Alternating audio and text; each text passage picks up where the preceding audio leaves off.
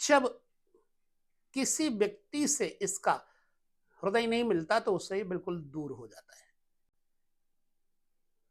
मतलब कटने लगता है, उसके साथ जुड़ता ही नहीं।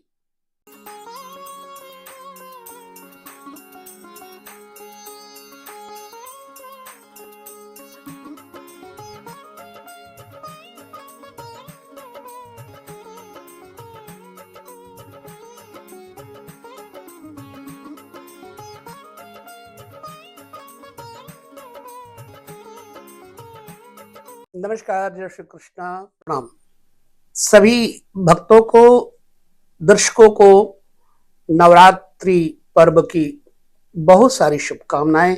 शरद नवरात्रि में मां भगवती शक्ति की उपासना से आपके शारीरिक बल, आर्थिक विकास में वृद्धि होती ही है और होती रहे। इसी के साथ हम आपके साथ यात्रा पर ले चलते हैं आपको नवांश और चंद्र लग्न।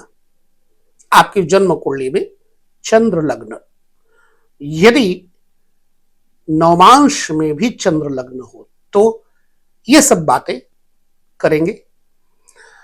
तो सबसे पहले ये जान लेते हैं, चंद्रमा जब जिस राशि में बैठा हो उसे कहते हैं चंद्र लग्न। सूर्य जिस राशि में बैठा हो उसे कहते हैं सूर्य लग्न। एक होता है सिर्फ लग्न। अब आदमी के ऊपर ये तीनों प्रभाव, तीनों लग्नों का प्रभाव शनैः शनैः पड़ता है, कभी पहले, कभी बाद में और कभी बहुत बाद में। चंद्रमा जिस राशि में हो उस लग्न के द्वारा क्या जानना चाहिए? भौतिक जगत, आंतरिक जगत नहीं, भौतिक जगत, पत्नी का सुख और शारीरिक संरचना, सुख तथा मात्र सुख, इन सब का विचार किया जाता है चंद्र लग्न से। विवाह के समय इसी लग्न से आपकी कुंडली मिलाई जाती है, मतलब चंद्र लग्न से ही आपके विवाह का मेलापक देखा जाता है। इसलिए इसका महत्व जीवन के हर भाग में है। आइए चलते हैं, जानते हैं चंद्र लग्न। जन्म कुंडली में अगर कर्क लग्न ही है तो बहुत बढ़िया, और चंद्रमा भी कर्क लग्न में है तो बहुत बढ़िया। अब जातक कैसा होगा? यदि भारत में है, अपने जलवायु में अच्छा है, अच्छी जलवायु में है, दक्षिण अफ्रीका, श्रीलंका इत्यादि को छोड़ करके, तो उसका रंग सुंदर होगा। क्यों? क्योंकि बाहर का जलवायु जो दक्षिण अफ्रीका इत्यादि का है वो व्यक्ति को ऊपरी आवरण काला कर देता है। इसलिए अगर जलवायु ठीक है तो चंद्रमा व्यक्ति के ऊपरी आवरण को सुंदर बनाता है, और नहीं ठीक है तो जातक के मन के ऊपर चंद्रमा का प्रभाव पड़ता है। चंद्रमा चंचल होता है। ऐसे जिसकी चंद्र राशि में चंद्रमा बैठा हो कर्क में, तो वो व्यक्ति चंचल, सुंदर, आकर्षक, भौतिक जगत की बहुत सारी वस्तुएं उस व्यक्ति के पास आती ही रहती है, परंतु ये बहुत जल्दी निराश हो जाता है।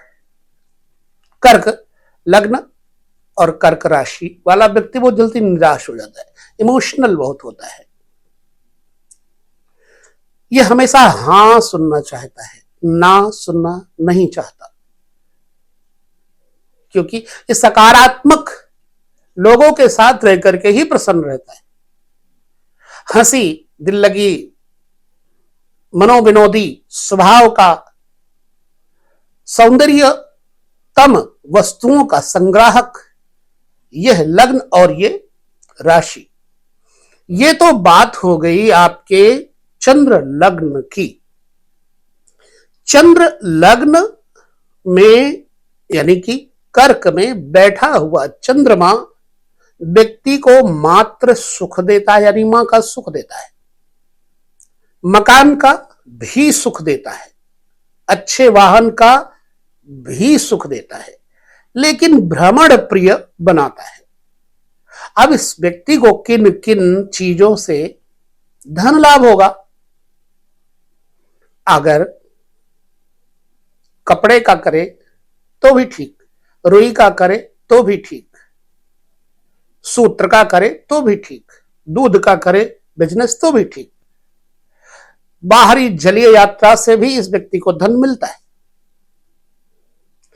समुद्रिक जहाज इत्यादि में ऐसे लोगों को, नेवी इत्यादि में ऐसे लोगों को ज्यादातर जाना पड़ता है।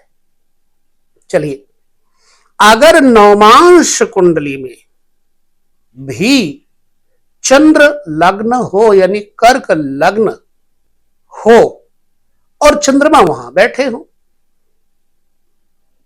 तो फिर तो निश्चित ही यह व्यक्ति प्रवास ज्यादातर नहीं, बाहर ही रहेगा, एक स्टेबिलिटी आ जाएगी और अत्यधिक कामुक भी होगा।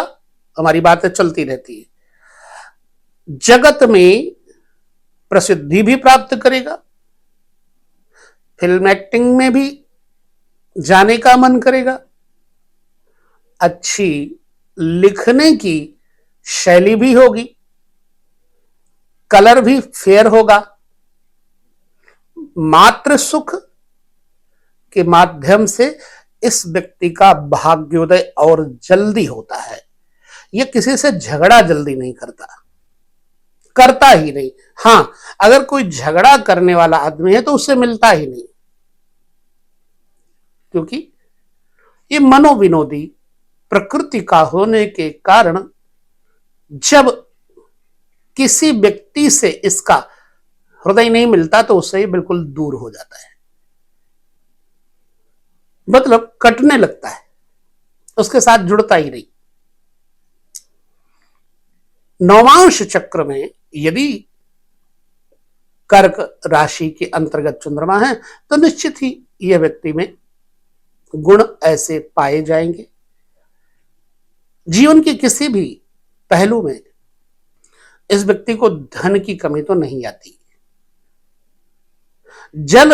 जलवायु, जल में रहना, पानी इत्यादि से इसका आकर्षण रहता है। चलिए, अगर जन्म कुंडली के चंद्र कुंडली को उठाकर के नवमांश चक्र में चंद्रमा को सिंह राशि में देखें, अब नवमांश में यदि सिंह के अंतर्गत चंद्रमा पहुंच जाए तो व्यक्ति का स्वभाव, व्यक्ति के पत्नी का स्वभाव, व्यक्ति की मां का स्वभाव का, इस सब चीजों का फलादेश देखा जा सकता है। जब चंद्रमा सिंह लग्न में जाए नवमांश चक्र में, यानी सूर्य के राशि में चंद्रमा हो, सूर्य के नवमांश में चंद्रमा हो, तो जातक उग्र कर्मा हो जाता है। विशेष प्रकार से यह अभिमानी कह लो, परंतु मैं यह शब्द सही न समझकर इनके लिए स्वाभिमानी शब्द कहूंगा। अत्यधिक स्वाभिमानी, अपने मस्ती में रहना, अपने आनंद में रहना ज्यादा अच्छा लगता है। किसी के बहुत निकट रह करके यह व्यक्ति खुश नहीं रहता, एकांत से भी। अब अगर सिंह में है चंद्रमा तो निश्चित बात है कि सिंह के गुण इसके अंदर आएंगे, सिंह राशि के। अब सिंह का गुण क्या है? वन, पर्वत, गुफाओं में रहना, घूमना फिरना इत्यादि। तो एक ऐसा पीरियड आता है कि यह व्यक्ति स्वतंत्र विचारों वाला वन, पर्वत, गुफाओं इत्यादि में, जैसे मिलिट्री इत्यादि के क्षेत्रों में रह करके ये अधिक लाभान्वित होता है। या फिर साधु संतों के साथ रहकर यह प्रसन्न रहता है। प्रकृति का शौकीन, प्रकृति का प्रेमी, यह प्रकृति का संरक्षण करना इस व्यक्ति को प्रिय लगता है, इसलिए अपने आप में रहना। अब व्यवसाय अगर ये करे, नवमांश में जन्म कुंडली के अंतर्गत नवमांश में सूर्य की राशि में चंद्रमा बैठे हो, तो यह व्यक्ति व्यापार धातुओं का कर सकता है, रत्नों का और मंडी का, सोने का व्यापार कर सकता है। अब चंद्रमा यदि कन्या में हो नवमांश में, तो बुध की राशि में चंद्रमा चले गए, बुद्धिजीवी व्यक्ति हो गया। एक ऐसा पर्व, एक ऐसा समय आता है कि उस व्यक्ति में कन्या यानी बुध के गुण आ जाते हैं। अब ये व्यक्ति बहुत जल्दी किसी बात की कॉपी करने में समर्थ होगा। नवमांश में अगर किसी के चंद्रमा कन्या बुध की राशि में है, तो बौद्धिक प्रभाव, व्यापारिक प्रभाव, इलेक्ट्रॉनिक्स कामकाज, जो घर गृहस्थी की, संजोने की, बनाने की चीजें हैं, उनसे इसका बड़ा आकर्षण होता है। यह व्यक्ति कंप्यूटर, सॉफ्टवेयर, इंजीनियरिंग इत्यादि में सफलतम स्वयं को देख सकता है। दो राशियां हैं। कन्या राशि में चंद्रमा यदि है तो व्यक्ति में मधुरता, हास परिहास जैसे गुण पाए जाते हैं। लेकिन अगर मिथुन राशि, बुध की दूसरी राशि मिथुन है, अगर मिथुन राशि में चंद्रमा है तो व्यक्ति में थोड़ा अभिमान पाया जाएगा। जाहिर सी बात है कि मिथुन पुरुष वर्ग यानी पुरुष संज्ञा है, मेल होने के कारण इसमें बुद्धिमानी का अभिमान भर जाता है। और ये ज्यादातर बैंक में, स्वाध्याय शिक्षण संस्थानों में, प्रैक्टिकली किसी को प्रैक्टिस करवाने में, योग अभ्यासी इत्यादि हो सकता है। लेकिन कम बोलेगा, और बोलेगा तो ऊंचा और अच्छा बोलेगा। किसी को प्रभावित करने के लिए नहीं, अपने स्वभाव से बोलेगा, लोग इससे प्रभावित जरूर होंगे। लिहाजा यदि नवमांश में मिथुन के अंतर्गत चंद्रमा है तो जातक में एक ऐसा पर्व, एक ऐसा समय काल जीवन में आता है कि वो अत्यधिक बुद्धिमान बन जाता है। अचानक उसका नाम समाज लेने लगता है। अब इसमें भोग वृत्ति पाई जाती है, लेकिन अत्यधिक नहीं। यह व्यक्ति समय समय अनुसार भोग भावना युक्त होकर अपने गृहस्थी का युक्त सेवन करता है। इसमें कपट तो नहीं होता, स्पष्ट बोलने की आदत होती है। लिहाजा अगर मिथुन में नवमांश चक्र के अंतर्गत चंद्रमा होंगे तो व्यक्ति के उस जीवन काल में एकाग्रता, सत्यनिष्ठा, कर्मनिष्ठा के साथ साथ योग्यता जाहिर होने लगती है, जागृत भी होने लगती है। चंद्रमा अगर शुक्र की राशि में बैठे हो, शुक्र की दो राशियां हैं, वृष और तुला। वृष राशि स्त्री राशि है, तुला राशि पुरुष राशि है। तो पुरुष राशि में यदि होंगे तो इस व्यक्ति में एक ऐसा समय आता है जीवन का कि इसमें कुछ स्त्रियोचित गुण आने लगते हैं, फीमेल जैसे गुण आने लगते हैं। आकर्षक होगा, इसका शरीर सुगठित नहीं होगा लेकिन लंबा, छरहरा और नॉर्मल तथा कोमल होगा। सुगंधित वस्तुओं से इसको बहुत प्रेम होता है और यह व्यक्ति फैंसी आइटम्स, गिफ्ट आइटम्स, विदेशी वस्तुओं के आदान प्रदान से, एक्सपोर्ट इंपोर्ट से भी यह व्यक्ति लाभ प्राप्त कर सकता है। अगर तुला में बैठे हैं चंद्रमा नवमांस चक्र के अंतर्गत तो निश्चित बात है कि इसके साथ औरतों का बहुत आना जाना जोड़ होगा। ऐसा कोई बिजनेस होता है कि उसके कारण भी यह पाया जाता। व्यवहार कुशल होता है यह व्यक्ति, संगीत प्रिय होता है। जहां तक मैं अपना विचार दे रहा हूं, जरूरी नहीं कि आपके अंदर वो गुण पाए जा रहे हों, लेकिन जब भी आपके ऊपर शुक्र का यह प्रभाव नवमांस चक्र में जागृत होगा जिस आयु में, वह निश्चित ही आपके ऊपर ये असर डालेगा।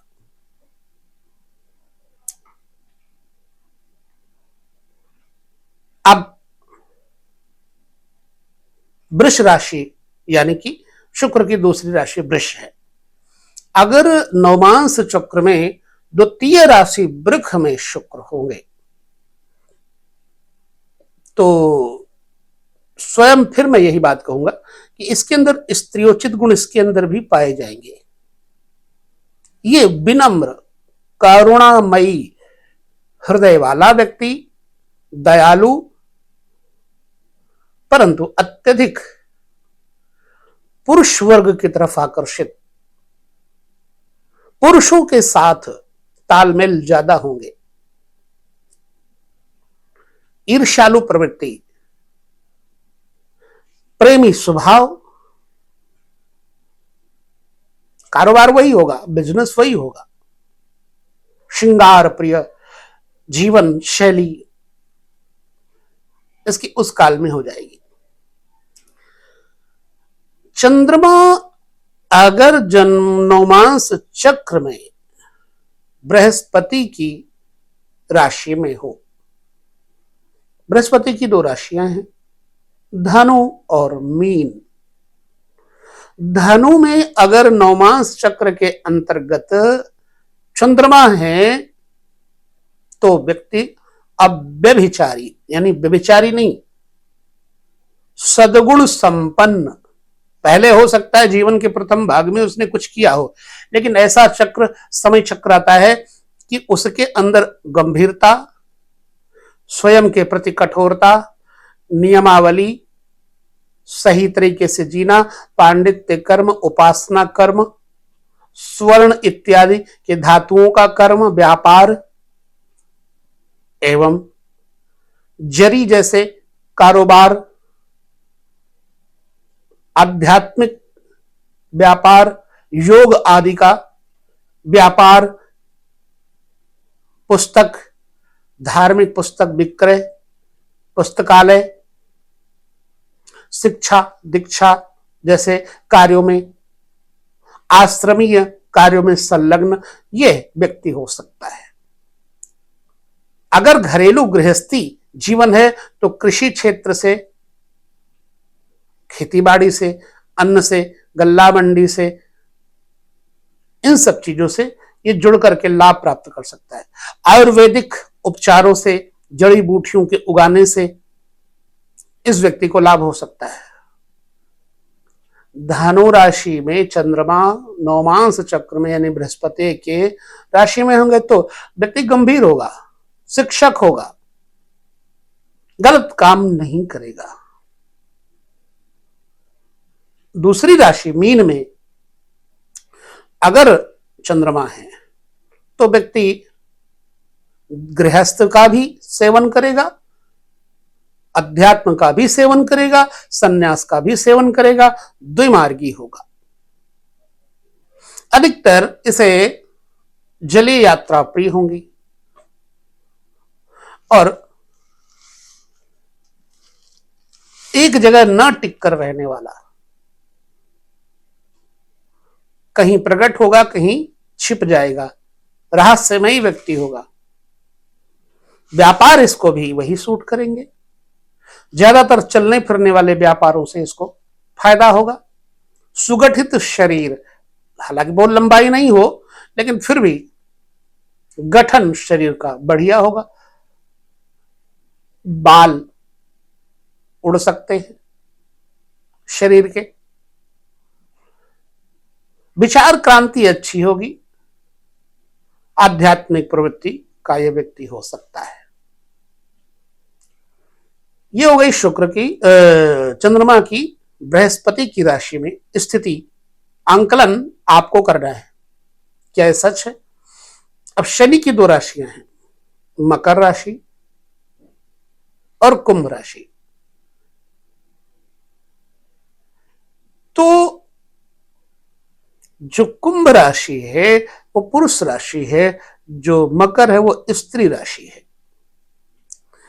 अगर चंद्रमा मकर में हुए तो इस व्यक्ति का जो शारीरिक स्वभाव होगा आलसी होगा। सोया तो खूब सोएगा, काम करेगा तो काम भी खूब करेगा, लेकिन काम के बाद थक जाएगा। और इस व्यक्ति का व्यवसाय अधिकतर केमिकल से युक्त, लौहिक पदार्थों से युक्त, जमीन जायदाद को बनाने वाले जैसे कंस्ट्रक्शन का व्यापार इत्यादि कर सकता है। तेल, ऑयल, तारकोल इत्यादि का व्यापार कर सकता है। यह व्यक्ति पेट्रोल पंप इत्यादि भी के माध्यम से लाभ ले सकता है। थोड़ा सा शुष्क होगा, खुश्क होगा, अधिकतर अकेले में रहकर प्रसन्न रहने वाला, स्त्रियों की तरह व्यवहार, जल्दी रो पड़ेगा, इमोशनल बहुत ज्यादा होगा, लोगों की बात का बहुत जल्दी बुरा मान जाएगा, कोई इसको कुछ कहेगा तो इसे अच्छा नहीं लगेगा, इसके विपरीत कोई बोलेगा तो। दूसरी राशि कुंभ में होगा तो व्यक्ति के अंदर नौमांश में यदि कुंभ राशि में चंद्रमा होंगे तो व्यक्ति के अंदर क्या गुण होंगे, पुरुष वर्णी, दृढ़ स्वभाव, स्टेबिलिटी, गवर्नमेंट जॉब इत्यादि की तरफ इसका ज्यादा आकर्षण होता है। इंजीनियर, डॉक्टर्स और जो अनुसंधान करने वाले होते हैं, वैज्ञानिक, गणितज्ञ, ज्योतिषी, इन सब शास्त्रों का भी इसको बहुत ज्यादा नॉलेज लेने का मन होगा। खींचने वाला यह व्यक्ति, दूसरों को खींचने वाला यह व्यक्ति, आलसी ना होकर के कर्मठ व्यक्ति, देखने में लंबा, शारीरिक बल पौरुष अच्छा, काम में सुख का उपभोग, सद्भोग, उपयोग करने वाला, और गृहस्थ को समुचित रूप से मजबूती देता है। अपनी धुन में रहने वाला, हालांकि संगीत से इसको प्रेम होगा, दृढ़ इच्छा शक्ति होगी। अब चलते हैं, चंद्रमा नौमांश चक्र में यदि किसकी राशि रह गई, मेष की रह गई। अगर मंगल की राशि में बैठा हो, मंगल की एक मेष राशि है, एक वृश्चिक राशि है। मेष राशि होने पर जातक क्रोधी स्वभाव का हो जाएगा। चूंकि अभी ज्योतिष में और बहुत सारे प्रकार अंतर हैं, हम उनकी चर्चा करते रहेंगे। और हमारी सहज भाषा यही है, हम ज्यादा जो है वह शिक्षा नहीं लिए जिससे अच्छा बोल लेते हो, तो हम अच्छा बोल नहीं पाते, बस ये बहुत बड़ी कमी है। तो हम बनावटी भी नहीं कर पाते। कोशिश करते हैं ये बनावटी करने की, पर कर नहीं पाते। तो मेष लग्न नवमांश चक्र में मेष के अंतर्गत चंद्रमा होने से जातक में थोड़ा उग्र प्रकृति और पित्तो प्रकृति, कृषि क्षेत्र इत्यादि से लाभ, दूध डेयरी फार्म इत्यादि से भी लाभ, ज्वलनशील पदार्थों से भी लाभ। वैसे अगर ये सर्विस इत्यादि करे तो मिलिट्री, पुलिस जैसे विभागों में ये लाभ ले सकता है। भ्रमणशील रहना पसंद है। यह व्यक्ति सबके साथ रहकर प्रसन्न होता है, समाज के वर्ग को जोड़ के प्रसन्न होता है, शिक्षा शास्त्र इत्यादि में रुचि वाला होता है। वृश्चिक राशि में यदि चंद्रमा हुआ तो व्यक्ति थोड़ा अधिक कड़वा होगा, जैसे बिच्छू डंक मारते हैं वैसे इसके अंदर गुण पाए जा सकते हैं। नवमांश चक्र में यदि चंद्रमा बैठा है वृश्चिक के अंतर्गत तो स्त्रियों की तरफ अत्यधिक आकर्षित करने वाला, स्त्रियों की तरफ आकर्षित होने वाला यह व्यक्ति होगा। और मेष में होगा तो पुरुष वर्ण होने के कारण ये अत्यधिक है तो कामी प्रकृति का, लेकिन मर्यादा में रहेगा। और अगर वृश्चिक में है तो ये हंसमुख प्रवृत्ति का और ज्यादातर स्त्री वर्ग से प्रसन्न रहने वाला व्यक्ति होगा। बस ये फर्क है।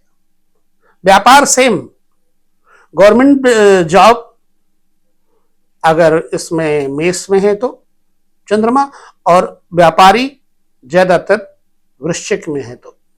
बाकी आप अनुमान ले सकते हैं, किसी का अनुभव आपके सामने होगा तो आप जरूर बताइएगा, हम खाली अपना एक अनुमान दे रहे हैं। तो मेष, वृष, मिथुन, कर्क, हमने कर्क से शुरू किया था, ठीक है। फिर बुध की राशियां मैंने बताई, मिथुन और कन्या में होने पर ऐसा होगा। वृष और तुला में चंद्रमा हुए तो व्यक्ति का सौंदर्य प्रिय वातावरण रहने वाला होगा। व्यापार इत्यादि का मैंने शायद चर्चा आपके सामने की है। अगर तुला में है तो चंद्रमा व्यक्ति के अंदर पुरुष वर्ग का आकर्षण, पुरुषों के साथ रहने वाला, वस्त्र आभूषण सुगंधित द्रव्यों का व्यापार, चांदी इत्यादि का व्यापार, भ्रमणशील ट्रैवलिंग के व्यापार इत्यादि से इस व्यक्ति को लाभ होता है। बाई चांस अगर हमने नहीं बताया तो मैं ऐसे शॉर्ट में बता दूं, मुझे भूल गया है क्योंकि मैंने नोट करके नहीं रखा कि किस राशि का बताया। इसी तरह वृष राशि, वृष स्त्री राशि होने के कारण जातक अधिकतर श्रृंगार प्रिय वस्तुओं का व्यापार करे, अधिकतर स्त्रियों के साथ जुड़ करके जो चीजें व्यवहार में लाई जाती हैं उनका व्यापार करे। तो अगर तुला में नवमांश में आपके चंद्रमा है तो व्यापार के अलावा सरकारी नौकरी से भी आपको लाभ होगा। तो वृष और तुला में ये फर्क है। चंद्रमा मिथुन में अगर है तो पुरुष बुध की राशि है, बौद्धिक स्तर बढ़िया होगा, घमंडी स्वभाव जरूर होगा, स्वाभिमानी होगा और प्रायः व्यवसाय प्रिय होगा। गवर्नमेंट जॉब में अगर जाएगा तो शिक्षण संस्थानों जैसे और बैंकिंग इत्यादि से जुड़ करके, मैंने शायद इस बारे में बता दिया है। वृष, तुला, मेष, वृश्चिक, इसके अंदर चंद्रमा की स्थिति मैंने आपके सामने वर्णित की। अब ये हमारी, मैंने पहले कल बोला था कि पद यात्रा है, इसमें कहीं गड्ढे आते हैं, कहीं ऊंचे शिखर आते हैं, कहीं नीचे उतरना पड़ता है, तो कहीं झील भी मिलेगी, आनंद पैदल यात्रा का ले रहे हैं और इसमें मंजिल आप खुद खोजो, मंजिल सिर्फ एक ही है, आनंद ज्योतिष का, जिज्ञासा ज्योतिष की। जिन लोगों को है वो हमारे साथ जरूर चलेंगे। ये मैं स्वयं को ये कहूंगा मूर्ख हूं क्योंकि बोलना नहीं आता, तो आप लोगों को इस व्यक्ति के साथ चलना अच्छा लगता है तो जरूर चलिए, जबरदस्ती कोई नहीं। बाकी आप अपने कमेंट कर सकते हो, अपनी बात कह सकते हो। इस वीडियो में इतना ही, आगे हम पुनः चर्चा करेंगे किस विषय की, फिर कहूंगा पैदल ज्योतिष यात्रा की, किसी विषय को लेकर के। ऐसे नवमांश चक्र पे, कुंडली पे, चंद्र कुंडली पे अभी चर्चा करते रहेंगे। आगे कौन कौन सी यात्रा, कौन कौन सा पड़ाव, कैसे कैसे शिखर आएंगे, खुद देखिएगा। लेते विदा, नमस्कार, जय श्री कृष्ण।